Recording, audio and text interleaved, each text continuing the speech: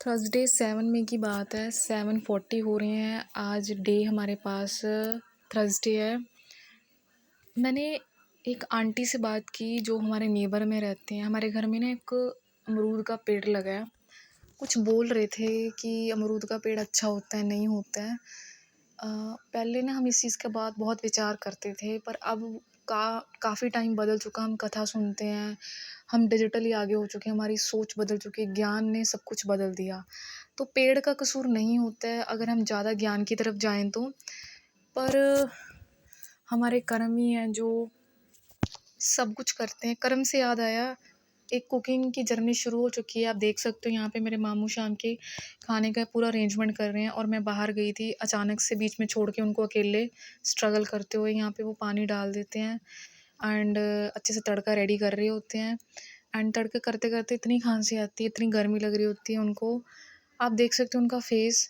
बाहर निकलते टाइम जब मैं बात कर रही थी तो मुझे एंग्जाइटी हो रही थी, और ना मुझे पहली बार आज अकेलापन महसूस हुआ अपने नानी मम्मा के बिना।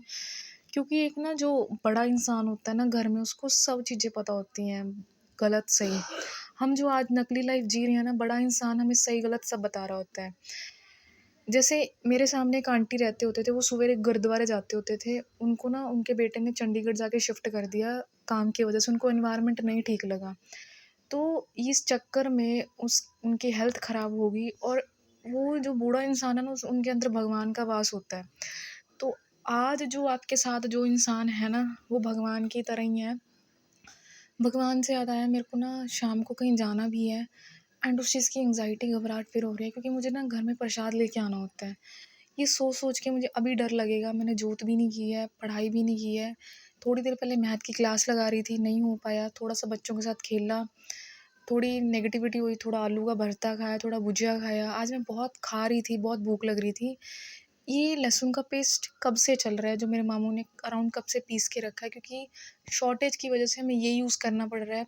बजट का भी ध्यान रखना पड़ता है। एक्चुअली में मैं बहुत ही ज़्यादा पढ़ाई की तरफ जा रही हूँ, पर कहीं न कहीं मैं दूसरे साइड भी जा रही हूँ।